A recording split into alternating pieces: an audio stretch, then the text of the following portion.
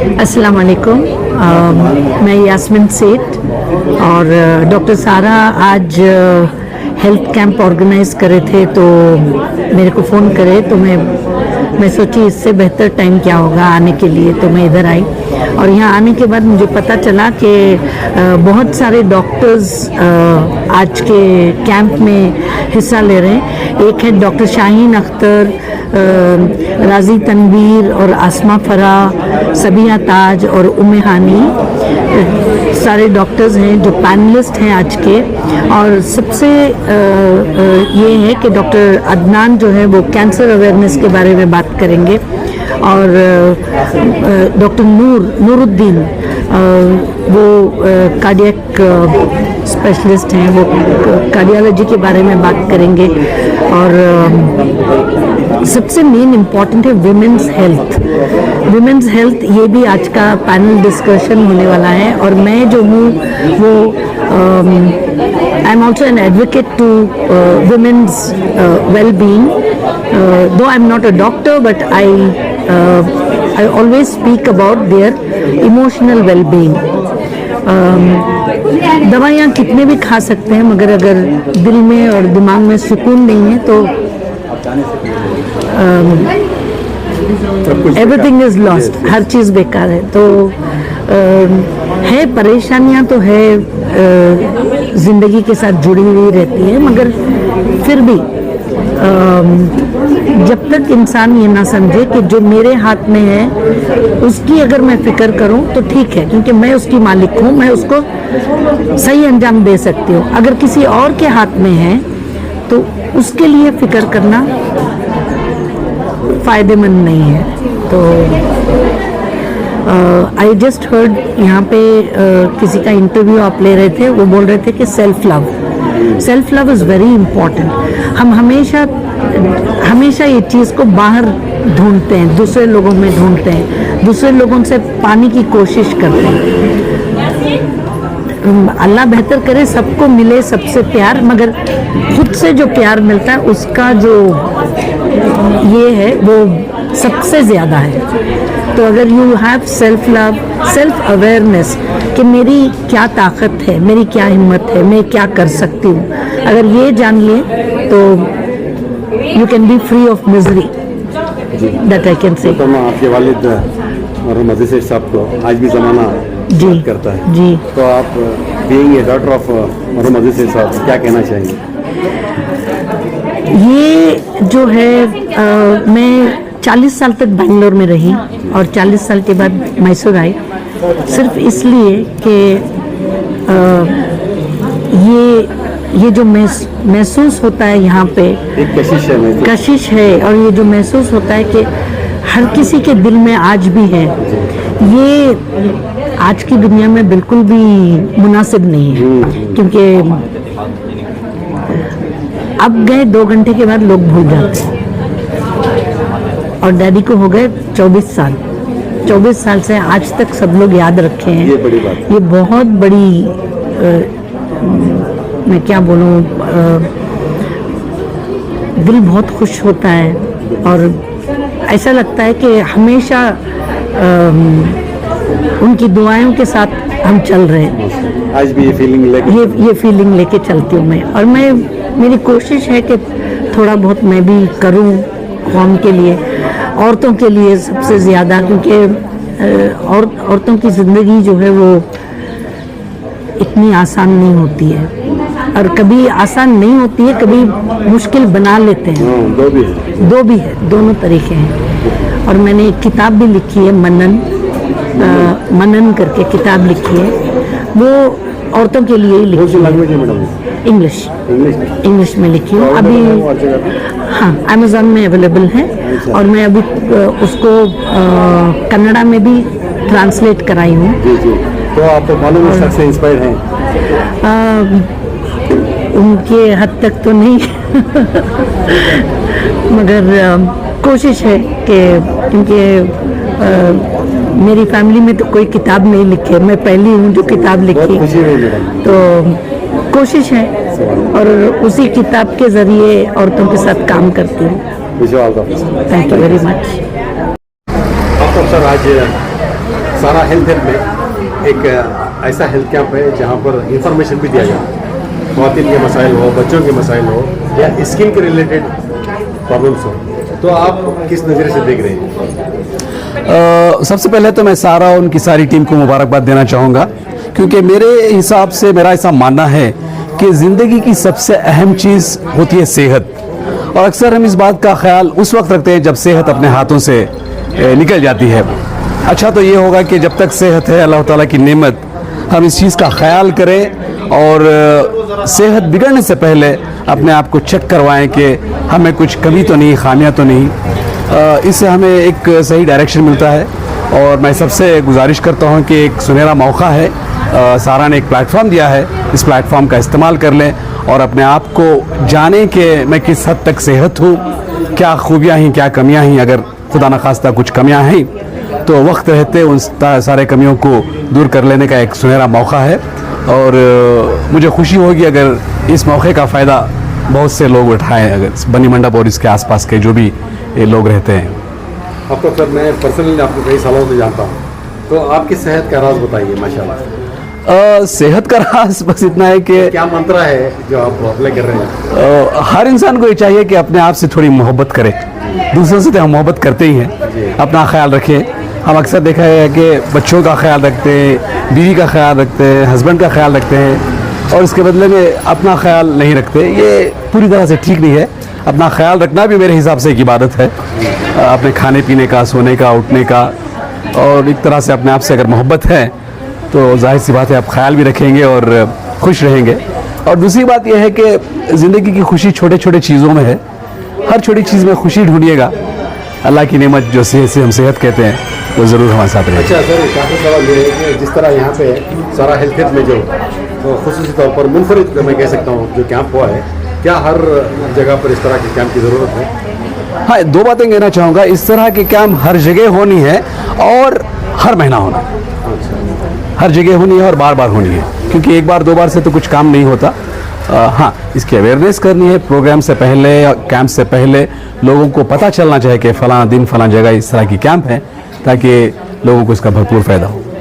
Thank you so much. Thank you. वालेकुम, मेरा नाम Mohammad Faizan, wellness DXN platform से बिलोंग करता हूँ। And doctor Sara what she is doing it's remarkable. तो इतों को लेकर ऑल इंडिया वन रूफ जो काम कर रहे हैं, it is tremendous. All the doctors are coming, free checkup चल रहा है, because her intention is to make people disease free, health illness से दूर रखने। So we have to be proud of doctor Sara. As a Mysorean हमारे पास ऐसा we have a gem of a person. So let's do this together and every month we can conduct this kind of camps and we can educate people. Thank you sir. Sir आज यहाँ पे क्या क्या ये health में overall क्या क्या शिकायत का? ओवरऑल तो लाइक अब सबके पास it is called lifestyle disease. ये BP, thyroid, sugar, this is all ऊपर वाला बना कर नहीं है, it's all complete lifestyle disease. अब इसीलिए डॉक्टर सारा ऐसा कर रहे हैं कि लोगों को मालूमात करना है। She is making people to educate, ये क्यों ज़रूरी है। एंड अब क्या करें, लोग खा रहे हैं, सो जा रहे हैं और क्या खा रहे हैं मालूम नहीं। She is educating people what to eat, what not to eat, to become a healthy person, and it is very much important to for a community, for a healthy people. जी, thank you. आपका नाम बताएं? सैयदा नुसरत अफजा, अच्छा, कहाँ से आए आप? बनी मंडप से। जी, इस कैंप के बारे में कब पता चला आपको? मुझे एक हफ्ते से एक हफ्ते से मालूम है। तो क्या रिलेटेड आपकी शिकायत क्या यहाँ पर सुना है आप? कुछ नहीं, क्या जस्ट चेकअप, बहुत अच्छा मौका मिला। तो आप ये इस कैंप को लेकर क्या सेटिस्फाइड हैं आप? हाँ, चेकअप का अच्छा मौका मिला, जी, आसानी से करा ले सकती, बहुत सारे आदमियों को मदद मिलती है। अच्छा मैडम, और एक बात है, यहाँ पे ख्वातीन के कई एक शिकायत जो रहते हैं, वहाँ पर एक लेडीज़ डॉक्टर बहुत आ रहे हैं यहाँ पे अच्छा, हाँ। उनकी शिकायत सुनने के लिए। क्या एक बेहतर मौका है ये? क्या समझते हैं आप? एक बेहतर मौका है जो औरतों को ऐसा इंफॉर्मेशन देना ज़रूरी है? हाँ, ज़रूरी है। जी। अब सहूलत है, आप आसानी से करा ले सकते। ये सारा इस तरह के कई प्रोग्राम्स करते हैं, तो क्या कहना चाहेंगे हमें आने वाली जिंदगी के लिए? सारा डॉक्टर सारा इस तरह की कई खिदमत कर रही हैं, हाँ हाँ तो आप क्या? बहुत अच्छा है, अल्लाह मुबारक करे उनको, उनकी खिदमत को कबूल करे। शुक्रिया। ಇದು ಅದೇ ಡಾಕ್ಟರ್ ಹತ್ರ ಚೆಕ್ಸ್ ಮಾಡಿಸಿದ್ದೀನಿ, ಬಿ ಪಿ ಶುಗರ್ ಎಲ್ಲ ಬಂದು ಅಲ್ಲಿ ಬಂದು ಹಾಸ್ಪಿಟಲ್ ಬಂದು ಚೆಕ್ ಮಾಡಿ ಅಂದರು ಅವರು. ಕಣ್ಣಿನ ಇದೆಲ್ಲ ಮಾಡಿದ್ದೀನಿ, ಬನ್ನಿ ಅಲ್ಲಿ ಫ್ರೀಯಾಗಿ ಇರುತ್ತೆ, ಬಂದು ಚೆಕ್ ಮಾಡ್ಕೊಳ್ಳಿ ಅಂತ ಹೇಳಿದ್ದಾರೆ ಡಾಕ್ಟ್ರು. ಸೊ ಈ ಥರ ಕ್ಯಾಂಪ್ಸ್ ಬೇಕಾಗಿದೆಯಾ ಮ್ಯಾಮ್ ಏರಿಯಾದಲ್ಲಿ? ಬೇಕು ಬೇಕು, ಇದೆಲ್ಲ ಸ್ವಲ್ಪ ನಮ್ಗೆ ಗೊತ್ತಾಗುತ್ತೆ. ಆವಾಗ ನಾನು ಹಾಸ್ಪಿಟಲ್ ಹೋಗಿ ಬರೋದು ಈ ಥರ ಫ್ರೀ ಇದ್ದರೆ ಬಂದು ನೋಡಿಕೊಂಡು ಈ ಥರ ಹೋದರೆ ಸ್ವಲ್ಪ ಹೆಲ್ಪ್ ಆಗುತ್ತೆ ಅಂತ, ಬೇರೆ ಥ್ಯಾಂಕ್ ಯು. ಹಾಂ. अब्दुल रज़ाक शरीफ। सर पेशे से आप ऑटो ड्राइवर हैं, हाँ तो क्या मसला क्या था? बीपी शुगर थी, टेस्ट कराने आया। तो रोजाना मेहनत और मशक्कत से आपके करना पड़ता है। जी जी तो ऐसे कैंप की जरूरत महसूस हुई आपको? अच्छा अल्हम्दुलिल्लाह में सर क्या क्या टेस्ट क्या करा? टेस्ट करा, ब्लड यूरिन ब्लड चेक करे, उसके अंदर जो है नॉर्मल दिखाया रिपोर्ट है, तो देख लगा अपन वॉच, हाँ नॉर्मल है, हाँ वॉच कंटिन्यू करे और दवा वो उसका दिखा लो क्या है। तो आप डॉक्टर सारा मैडम जो ये कर रही हैं, उनको कैसा शुक्रिया अदा करते हैं? दिल जान से शुक्रिया अदा करता हूँ, जो गौर गरीब इंसान को इतना से भी तकलीफ पर को कामयाब करने का वास्ते आते हैं। अल्लाह उनकी हर चीज़ में अल्लाह उनकी आसान फरमाए। शुक्रिया। निमोनिया होता है ना जी सर, तो इवेंचुअली उनकी death cardiac arrest cardiac failure से होती है. Recently we saw KB Ganapathi, ji he was hospitalized for pneumonia जी and the cause of death was heart attack. जी What is the connection? see, death declaration is usually stopping of heart. Okay, so what happens is it becomes pneumonia, then they go to oxygenation, ventilation, respiratory failure, then subsequently we can't declare it as a death. Okay, death is when the heart stops. Okay, so cardiac arrest is sudden stop of heart, it is not an heart attack what they are telling. Okay, cardiac arrest they tell and people interpret as heart attack से मर गया बोल को, so both are different things. So cardiac arrest is just a simple term to tell everybody that heart arrest हो को stop हो गया बोल के. Now from layman's point of view, Correct. what special care a person can take if he is a victim of pneumonia? See, early medications is only thing which helps. Okay, when it is in less severe form, whenever there is a respiratory failure, try getting admitted, and then patient having minimal symptoms always seek an opinion. See, usually people, like as you said, he had multiple comorbidities like hypertension, diabetes, that are very high risk of having catastrophes. As I said, age more than 65 and children's, their immunity is not tamed. Okay, as a result there will be hyper response to that. Okay, that goes on increasing, it becomes attacked, usually affects lung. They will either have some kidney disease or heart disease or something like that. It keeps on attaching to that and causing difficulties more and more. There is tension and they are on lifelong medication, and generally a layman like me, we know the fact that if you are on a medication for a very long time, somewhere it will take a toll on your kidney. Is there a way out that I am taking medicine, still I can keep my organs intact? Anything which I can do? See, most of the medicines of hypertension, diabetes, if they are recommended by physician, they will always check kidney functions and liver functions, then start with the medicines. Disease itself, diabetes, if it is uncontrolled for 5 years, 10 years, usually they will start with having something called as diabetic nephropathy. Irrespective whether it is even controlled, it will be less faster. Uncontrolled, it will definitely high possibility it will happen. Okay, so even controlled will also have the disease. Medicines don't have any direct effect to kidney. Most of them are safe and effective. Okay, so most of the medicines will delay the onset. Okay, not that it will 100% prevent it. Very few medicines are there which will be helpful to reduce the chances of having diabetic nephropathy. See, there are multiple things. My colleagues are here, they will tell. One is macro disease, another is micro disease. Certain eye problems, kidney problems, irrespective sugar is controlled or not controlled, you will tend to develop those problems, diabetic nephropathy, retinopathy. Cardiac causes, CVA slightly can be reduced with regular medications. See, let's imagine that I am on medication and my readings are always under control. Always under control. In this scenario, what is the impact of tablets, what is the impact of medicine on your kidney? Literally negligible. Negligible. Negligible. Okay. Assalamu alaikum, मैं doctor Mohammad Zohaib pulmonologist हूँ. Okay, ये season में ख़ास करके उम्र दराज आदमियों को क्या एहतियात रखना, एक छोटी सी टिप सबको देना चाहता हूँ। ये उम्र में तकरीबन ज़्यादातर लोग वीजिंग का शिकार होते हैं, इन्फेक्शंस का शिकार होते हैं, और जिसे भी दम की तकलीफ़ है वो ज़्यादा होने के चांसेस रहते हैं। तो ख़ास करके कुछ परहेज़ बहुत इंपॉर्टेंटली बोलता हूँ। एक, क्राउडिंग, जहाँ भी ज़्यादा लोग रहते हैं उनके एहतियात बरसना है। किसी को भी मामूली सा इन्फेक्शन हो रहा, बड़े लोगों को ईज़िली कैच होता है तो, और इन्फेक्शन उनको सीवियर होता है। तो ज़्यादा लोगों में, ज़्यादा मजबूरी में जिसे भी खांसी है उनके पास जाने से बचे। दूसरी चीज़, ठंडी हवा में जाना और या बारिश पड़ते खुद सडनली बाहर निकलना, या एक्सट्रीम ठंड रहे, एक्सट्रीम बारिश रहे, जाना कितना हो सकता है उतना अवॉइड करें तो बेहतर है। तीसरी इम्पॉर्टेंट चीज़, जो काफ़ी लोग जो बीपी के, शुगर के एज 60 साल के ऊपर रहते हैं उनके लिए वैक्सीन बहुत ज़रूरी है। जैसा फ्लू का वैक्सीन करके बोलते हैं, इन्फ्लुएंजा का यूजुअली स्ट्रेन बदलता है, तो अक्सर इस मौसम में लगातार सर्दी खांसी बच्चों में और बूढ़ों में बहुत कॉमन ही होता है। छोटा निमोनिया बोल के शुरू होता है और जानलेवा भी हो जाता है आते आते। तो वैक्सीनेशंस का इम्पोर्टेंट ख्याल करना चाहिए। फ्लू का वैक्सीनेशंस यूजुअली अगस्त के महीने में आते हैं। छोटे बच्चों को भी वैक्सीनेट कराएं, और जो भी 60 ईयर्स ओल्ड रहते हैं उनको भी फ्लू का वैक्सीनेशन शॉट्स देंगे तो काफ़ी बेहतर रहेगा। तीसरी चीज़, डस्ट, धूल, धुआं और पोल्यूशन से बचने की कोशिश करें जितना हो सकता है। वो यूजुअली शुरुआत होती है इन्फेक्शंस आने के लिए। सबको एक सेफ और हेल्थी रहने के लिए मैं कहता हूँ। और इस नए हॉस्पिटल को, क्लिनिक को, हेल्थ हब को मैं एक कंग्रेचुलेट करके शुरुआत करने के लिए कहता हूँ।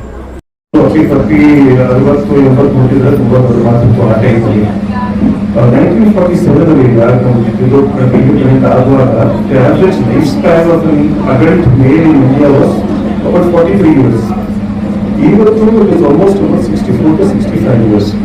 ಕ್ಯಾನ್ಸರ್ ಆವಾಗಲೂ ಇತ್ತು, ಕ್ಯಾನ್ಸರ್ ಈಗೂ ಇದೆ, ಬಟ್ ಆ ಟೈಮಲ್ಲಿ ಯಾರಿಗೂ ಗೊತ್ತಾಗ್ತಿರಲಿಲ್ಲ ಈ ಥರ ಕ್ಯಾನ್ಸರ್ ಇದೆ ಅಂತ, ಯಾರಿಗೂ ಗೊತ್ತಾಗ್ತಾ ಇಲ್ಲ, ಕಣ್ಣು ಕಾಣಿಸ್ಕೊಂಡು ಅವಕಾಶ ಇಲ್ಲ. ಏನಂತಂದ್ರೆ ಈಗ ಬೇರೆ ನಮ್ಮ ಕಡೆ ಅದೇ ಆ ಥರ ಟೆಸ್ಟ್ಗಳು ಇರಲಿಲ್ಲ, CT ಸ್ಕ್ಯಾನ್ ಏನಿತ್ತು, ಅಲ್ಟ್ರಾಸೌಂಡ್ ಏನಿತ್ತು, ಡಾಕ್ಟರ್ ಬರೀ ಪೇಷಂಟ್ನ ಹೀಗೆ ನೋಡ್ಬಿಟ್ಟು ಡಯಾಗ್ನೋಸ್ ಮಾಡಿದ್ರು. ಬಟ್ ಈಗ ತುಂಬ ಟೆಕ್ನಾಲಜಿಯಿಂದ ಅಡ್ವಾನ್ಸ್ ಆಗಿ ಏನಾಗಿದೆ ಅಂದರೆ ನಮಗೆ ಕ್ಯಾನ್ಸರು ಪ್ರಕಟಣೆ ಆದ ಮುಂಚೆನೇ ಗೊತ್ತಾಗ್ಬಿಡುತ್ತೆ. ಕ್ಯಾನ್ಸರು ಫಸ್ಟ್ ಸ್ಟೇಜ್ ಇರುವಾಗ, ಚಿಕ್ಕದಾಗಿರುವಾಗ ಗೊತ್ತಾಗ್ಬಿಡುತ್ತೆ.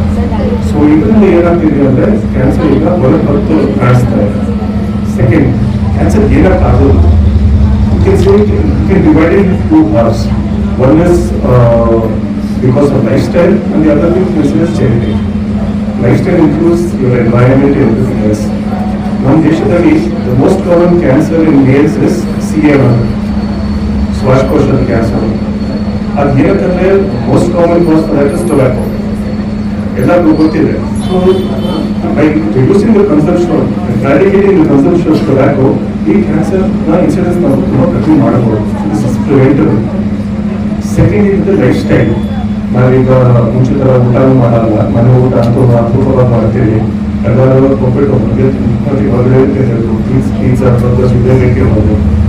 ಅಷ್ಟೊಂದು ಓಡಾಡ್ತಾರಲ್ಲ ನಾವು, ಇಲ್ಲಿಂದ ಪಕ್ಕದ ಅಂಗಡಿಗೆ ಹೋಗೋಕ್ಕೆ ಬೈಕಲ್ಲಿ ಹೋಗ್ಬೇಕು, ನಡ್ಕೊಂಡು ಹೋಗ್ತಾ ಕಷ್ಟ ಆಗುತ್ತೆ. ಈಗಂತೂ ಸ್ವಿಗ್ಗಿನೂ ಬಂದಿದೆ, ಇಷ್ಟ ಮಾಡಿ ಬಂದಿದೆ, ಬೆಡ್ಡಿಂದ ಎದ್ದೋಡೋದೇ ಬೇಕಾಗಿಲ್ಲ, ಮನೆ ಬರ್ತೀನಿ ಬಾಗಿಲಿಗೆ ಬರುತ್ತೆ ಅದು. ಸೊ ಅದು ಏನಾಗ್ತಿದೆ ಅಂದರೆ ನಾವು ಊಟ ಆಹಾರ ತಗೊಂಡು ತಿಂತಾ ಇರೋದು, ಕನ್ಸ್ಯೂಮ್ ಮಾಡ್ತಾ ಇರೋದು, ಅದು ಬರ್ನ್ ಆಗ್ತಾ ಇದೆ. ಅದೆಲ್ಲ ಫ್ಯಾಟ್ ಆಗಿ ನಿಮ್ಮದು ಲಿವರಲ್ಲಿ ಬೇರೆ ಕಡೆ ಎಲ್ಲ ಸೇರ್ಕೊಳ್ತಾ ಇದೆ. ಅದರಿಂದ ಡಯಾಬಿಟೀಸ್ ಕಾಯಿಲೆ ಬರುತ್ತೆ, ಹಾರ್ಟಿನ ತೊಂದರೆ ಬರುತ್ತೆ, ಜೊತೆಗೆ ಕ್ಯಾನ್ಸರ್ ಆಗೋದು ಸಂಭಾವನೆ ಇರುತ್ತೆ. ಸೊ ಇದನ್ನ ಇರೋದು ಪ್ರಿವೆಂಟಿವ್. ಯಾರು ಕ್ಯಾನ್ಸರ್ ಪ್ರಿವೆಂಟ್ ಮಾಡೋಕ್ಕಾಗಲ್ಲ, ಯೂಶ್ವಲಿ ಇನ್ಹೆರಿಟೆಡ್ ಡಿಸೀಸ್. ಅಂದರೆ ನಮ್ಮ ತಾಯಿಗೆ ಅಥವಾ ನಮ್ಮ ತಂದೆಗೆ ಏನಾದರೂ ಒಂದು ಜೀನ್ಸಲ್ಲಿ ಏನಾದರೂ ಒಂದು ವ್ಯತ್ಯಾಸ ಆಗಿದೆ, ಅದು ನಮಗೂ ಕೂಡ ಬಂದಿದೆ, ಅದು ಪ್ರಿವೆಂಟ್ ಮಾಡೋಕ್ಕಾಗಲ್ಲ. ಅಥವಾ ನಮ್ಮ ಒಳಗಡೆ ಏನಾದರೂ ಸ್ವಲ್ಪ ಸೊಮ್ಯಾಟಿಕ್ ಮ್ಯೂಟೇಷನ್ ಅಂತ ಹೇಳ್ತೀವಿ, ನಮ್ಮೊಳಗಡೆ ಏನಾದರೂ ಜೀನ್ಸ್ ಅಲ್ಲಿ ಸ್ವಲ್ಪ ಏನಾದರೂ ವ್ಯತ್ಯಾಸ ಆದರೆ ಅದನ್ನು ಪ್ರಕಟಣೆ ಕ್ಯಾನ್ಸರ್ ಅಂತ ಆಗಲ್ಲ. ಇದು ನಮ್ಮ ಕಂಟ್ರೋಲಲ್ಲಿ ಇಲ್ಲ. ಇದು ಸೊ 2 ಥರ ಕ್ಯಾನ್ಸರ್ಸ್ ಇರುತ್ತೆ. ಹೆಂಗಸರಲ್ಲಿ ನಮ್ಮ ದೇಶದಲ್ಲಿ ಮೋಸ್ಟ್ ಕಾಮನ್ ಕ್ಯಾನ್ಸರ್ ಇದು ಬ್ರೆಸ್ಟ್ ಕ್ಯಾನ್ಸರ್. ಅದಾದಮೇಲೆ ಸರ್ವೈಕಲ್ ಕ್ಯಾನ್ಸರ್ ಇದೆ, ಗರ್ಭಕೋಶ ಕಡೆಯಿಂದ ಕ್ಯಾನ್ಸರ್. ಸೊ ಕೆಲವೊಂದು ಕ್ಯಾನ್ಸರ್ಸ್ ಏನಿದೆ, ಈಗ ಫಾರ್ ಎಕ್ಸಾಂಪಲ್ ಶ್ವಾಸಕೋಶ ಕ್ಯಾನ್ಸರ್ ಬೆಳಗಿರೋದು ಗೊತ್ತೇ ಆಗಲ್ಲ, ಅದು ಬೆಳಕೊಂಡು ಒಂದು ಸ್ಟೇಜ್ ಬರುವವರೆಗೂ almost third stage fourth stage ಬಂದಿರುತ್ತೆ, ಆವಾಗ ಪ್ರಕಟಣೆ ಆಗುತ್ತೆ, ಕೆಮ್ಮು ಬರೋದು, ಉತ್ಸಾಹ, ಆಯಾಸ ಎಲ್ಲ ಬರುತ್ತೆ. ಅಷ್ಟುವರೆಗೂ ಅದು ಗೊತ್ತಾಗಕ್ಕೆ ನಮಗೆ ಆಲ್ರೆಡಿ ಗೊತ್ತಾಗವರೆಗೂ ಆಲ್ರೆಡಿ ಮೂರನೇ ಸ್ಟೇಜ್ ಹೋಗಿರುತ್ತೆ ಅದು. ಸೊ ಈ ಸ್ಥಿತಿಯಲ್ಲಿ ನಮಗೆ ಅದನ್ನ ಟ್ರೀಟ್ ಮಾಡಿ ಅದನ್ನ ನಾವು ದೂರ ಮಾಡೋದು ತುಂಬಾ ಕಷ್ಟ. ಸೊ ಕೆಲವೊಂದು ಕ್ಯಾನ್ಸರ್ಸ್ ಏನಿದೆ ನಿಮಗೆ ಮುಂದೆನೇ ಗೊತ್ತಾಗುತ್ತೆ, ಅಥವಾ ನೀವು ಸ್ವಲ್ಪ ಶಾರ್ಪ್ ಆಗಿದ್ರೆ, ನೀವು ಸ್ವಲ್ಪ ಅವೇರ್ನೆಸ್ ಇದ್ರೆ ನಿಮ್ಮಲ್ಲಿ, ಅದನ್ನ ನಾವು ಐಡೆಂಟಿಫೈ ಮಾಡಿಕೊಂಡು ಅರ್ಲಿ ಸ್ಟೇಜಲ್ಲಿ ನಾವು ಅದನ್ನ ಟ್ರೀಟ್ ಮಾಡಿದ್ರೆ ಅದಕ್ಕೆ ನಾವು ಕ್ಯೂರ್ ಮಾಡೋದು ಅಂತ ಸಂಭಾವನೆ ಇರುತ್ತೆ. For example breast cancer. ಈಗ ಬ್ರೆಸ್ಟ್ ಕ್ಯಾನ್ಸರ್ ನಾವು ಯೂಶಲಿ ನಮ್ಮ ದೇಶದಲ್ಲಿ ಎಲ್ಲ ಕಡೆ ನೋಡಿದ್ರೆ 40 ವರ್ಷ ಆದ್ಮೇಲೆ ಸ್ವಲ್ಪ ಜಾಸ್ತಿ ಪ್ರಕಟಣೆ ಆಗುತ್ತೆ. ಸೊ ಅದು ಈಗ ಮುಟ್ಟಿ ಕೈಯಲ್ಲಿ ಗೊತ್ತಾಗಿರೋವರೆಗೂ ಅದು ಆಲ್ರೆಡಿ ಬೆಳ್ಕೊಂಡು ಹೋಗಿರುತ್ತೆ, 2 ಸೆಂಟಿಮೀಟರ್ ದೊಡ್ಡದಾಗಿರುತ್ತೆ. ಸೊ ಅದಕ್ಕೆ ನಾವು ಹೇಗೆ ಕಂಡುಹಿಡಿಯಬೇಕು, ಅದು ಹೇಗೆ ಗೊತ್ತಾಗಬೇಕು ಅದೇ ಅಂತ. ಸೊ ಎಲ್ಲ ಕಡೆ ಬರೀ ನಮ್ಮ ದೇಶದಲ್ಲಿ ಎಲ್ಲ, ನೀವು ಅಮೆರಿಕ ಹೋದ್ರೆ ಕೂಡ, ಇಂಗ್ಲೆಂಡ್ ಹೋದ್ರೆ ಕೂಡ 40 ವರ್ಷ ಆದ್ಮೇಲೆ ಎಲ್ಲ ಹೆಂಗಸರಿಗೆ ಅವರು ಒಂದು ಮ್ಯಾಮೋಗ್ರಾಮ್ ಅಂತ ಮಾಡಿಸ್ತಾರೆ. ಮ್ಯಾಮೋಗ್ರಾಮ್ ಏನಿಲ್ಲ, ಬರೀ ಎಕ್ಸ್ರೇ, ಮೇಲಿಂದ ತಗೊಂತಾರೆ, ಸೈಡಿಂದ ತಗೊಂತಾರೆ ಅಷ್ಟೇ. ಬಟ್ ಎಕ್ಸ್ರೇ ಅಲ್ಲಿ ಏನಾದರೂ ಕ್ಯಾನ್ಸರ್ ಲಕ್ಷಣ ಇನ್ನೂ ಕ್ಯಾನ್ಸರ್ ಆಗಿಲ್ಲ, ಅದು ಪ್ರೀ ಕ್ಯಾನ್ಸರ್ ಸ್ಟೇಜ್ ಇದ್ರೆ ಕೂಡ ಅದು ನಮಗೆ ತಿಳಿಯುತ್ತೆ. ಸೊ ಆವಾಗ ನಾವು ಅದನ್ನ ಟ್ರೀಟ್ಮೆಂಟ್ ಆ ಸ್ಟೇಜ್ ಅಲ್ಲಿ ಕೊಟ್ಟಿದ್ರೆ cure is very very high. Almost you can say 100% also it is pre cancers.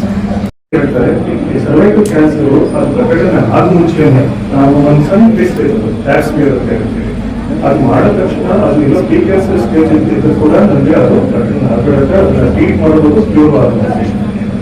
So ಇದೆಲ್ಲ ನಮಗೆ ಮಾಹಿತಿ ಇರಬೇಕು, ಯಾವ ಕ್ಯಾನ್ಸರ್ ಮತ್ತೆ ಹೇಗೆ ಬರ್ತಿದೆ ನೋಡ್ಬೇಕು, ಫಿಟ್ ಅಂತ ಗೊತ್ತಾಗತ್ತೆ. ಈಗ ಎಲ್ಲ ಕಡೆ ಎಲ್ಲ ಕಲ್ತಿರೋದು ಏನಾಗುತ್ತೆ, 40 ವರ್ಷ ಆದ್ಮೇಲೆ ಎಲ್ಲ ಹೆಂಗಸರಿಗೆ ಅವರು ಒಂದು ಮ್ಯಾಮೋಗ್ರಾಮ್ ಮಾಡ್ತಾರೆ, ವರ್ಷಕ್ಕೆ ಒಂದ್ಸಲ ಮಾಡಿಸೋದು ಅಷ್ಟೇ. ಈಗ ಅಷ್ಟೊಂದು ಎಕ್ಸ್ರೇ ಮಾಡ್ತಿದಾರೆ, ಅದರಿಂದ ಎಕ್ಸ್ರೇ ಗೊತ್ತ, ಬಟ್ ಆ ಥರ ಏನೂ ಇಲ್ಲ. ಅದರಲ್ಲಿ ಏನಾದರೂ ಇದ್ರೆ ತೊಂದರೆ ಇದ್ರೆ ನಮಗೆ ಆದಷ್ಟು ಜಲ್ದಿ ಗೊತ್ತಾಗುತ್ತೆ. Second thing is cervical cancer. ನಮ್ಮ ಕಂಟ್ರಿಯಲ್ಲಿ ಸದ್ಯಕ್ಕೆ cervical cancer is increasing. Almost smoke ಮಾಡ್ತಾರೆ, ಎಲ್ಲಾದ್ರೆ ಕೆಲಸ ಮಾಡ್ತಾರೆ, ಅವರಲ್ಲಿ ಈ ಥರ ಏನಾದರೂ ಟೆಸ್ಟಿಂಗ್ ಇಲ್ಲ, ಅದು ಬೆಳ್ಕೊಂಡು ಬರ್ತು ತರ ಮುಂಚೆನೆ ನಮ್ಗೆ ತಿಳ್ಕೊಳ್ಳೋದು ಅಂತ ಥರ ಏನಾದರೂ ಇದೆಯಾ ಅಂತ ನೋಡಿ. ಸಾಮಾನ್ಯವಾಗಿ ಅದು ಎಲ್ಲರಿಗೂ ಈಗ ಲೋ ಡೋಸ್ ರೇಡಿಯೇಷನ್ CT ಅಂತ ಹೇಳ್ತೀವಿ, ಅದು ಎಕ್ಸ್ಪೆನ್ಸಿವ್. ಅದು ನಮ್ಮ ದೇಶದಲ್ಲಿ ನಾವು ಸರ್ಕಾರ ಆ ಥರ ಟೆಸ್ಟ್ ಮಾಡಿಸ್ಕೊಂಡು ಎಲ್ಲರಿಗೂ ಅದನ್ನು ಸಾಮಾನ್ಯವಾಗಿ ಫ್ರೀ ಮಾಡೋಕ್ಕೆ ಸಾಧ್ಯವೇ ಇಲ್ಲ. ಯಾಕಂದರೆ ಅದು CT ಸ್ಕ್ಯಾನ್ ಬೇಕಿರುತ್ತೆ, ಲೋ ಡೋಸ್ CT ಸ್ಕ್ಯಾನ್ ಮಾಡಿಸ್ತಾರೆ. ಸೊ ಕೆಲವೊಂದು ಡಿಟೆಕ್ಟೆಡ್ ಅರ್ಲಿ. ನಾವು ಫಾರ್ ಎಕ್ಸಾಂಪಲ್ ಈಗ ಯಾರಾದ್ರೂ ಕಳೆದ ಕ್ಯಾನ್ಸರ್ ಆಗಿದೆ, ಅವ್ರು ಗೊತ್ತಾಗಲ್ಲ, ಸ್ವಲ್ಪ ಟೈಮ್ ಆದ್ಮೇಲೆ ಅವ್ರಿಗೆ ಊಟ ಸೇರಿದೆಲ್ಲ ಒಂದು ಕಷ್ಟ ಆಗ್ತದೆ, ಏನಾದ್ರು ಬಾತ್ರೂಮ್ ಹೋದ್ರೆ ರಕ್ತ ಬರ್ತದೆ, ಆ ಥರ ಕಂಪ್ಲೇಂಟ್ಸ್ ಬರುತ್ತೆ. ಅದೆಲ್ಲ ಸ್ಪಷ್ಟ ಆಗುವವರೆಗೂ ಅದು ಸೆಕೆಂಡ್ ಸ್ಟೇಜ್ ಫಸ್ಟ್ ಸ್ಟೇಜ್ ಬಂದಿಲ್ಲ, ಅದಕ್ಕೆ ತಿಳ್ಕೊಳ್ಳೋದು. ಈಗ ಟೆಸ್ಟ್ ವೇ ಹೇಗಾದ್ರೂ ತಿಳ್ಕೊಳ್ಬೇಕಂದ್ರೆ ನೀವು ರೆಗ್ಯುಲರ್ ಚೆಕಪ್ ಹೋಗಿ, ಅವ್ರು ಅಟ್ಲೀಸ್ಟ್ ಅಲ್ಟ್ರಾಸೌಂಡ್ ಮಾಡ್ತಾರೆ, ಇಲ್ಲಾಂದ್ರೆ ಅವರು ಏನಾದರೂ ಒಂದು ENT ಎಕ್ಸಾಮಿನೇಷನ್ ಮಾಡ್ತಾರೆ, ಅಟ್ಲೀಸ್ಟ್ ಸ್ವಲ್ಪ ಮುಂಚೆ ಗೊತ್ತಾಗೋದು ಸ್ವಲ್ಪ ಚಾನ್ಸ್ ಇರ್ತದೆ.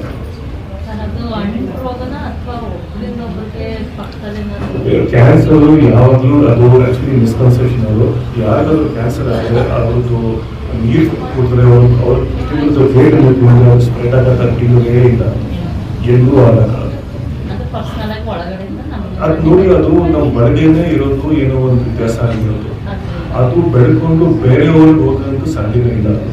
ಇದು ಕೆಮ್ಮು ನೆಗಡಿ ತರ ಅಲ್ಲ, ಅದು ಬ್ಯಾಕ್ಟೀರಿಯಾದು ಸ್ಪ್ರೆಡ್ ಆಗುತ್ತೆ. ಬಟ್ ಕ್ಯಾನ್ಸರ್ ಅಲ್ಲಿ ಈಗ ನೋಡಿ, ಫಾರ್ ಎಕ್ಸಾಂಪಲ್ ಯಾರೋ ನಿಮ್ಮ ಪಕ್ಕದಲ್ಲಿ ಕ್ಯಾನ್ಸರ್ ಪೇಷಂಟ್ ಇದ್ದಾರೆ, ಏನಾದರೂ ಅವ್ರದ್ದು ಮಾಂಸ ನಿಮ್ಮ ಒಳಗೆ ಬಂದ್ರೆ ಅಕಸ್ಮಾತ್, ಅಥವಾ ಅವ್ರ ರಕ್ತ ಮುಟ್ಟಿದ್ರೆ ಅವ್ರ ರಕ್ತ ಒಳಗೆ ಹೋಗ್ಬಿಟ್ಟು ನಿಮ್ಗೆ ಕ್ಯಾನ್ಸರ್ ಆಗೋದು ಸಾಧ್ಯತೆ ಇಲ್ಲ.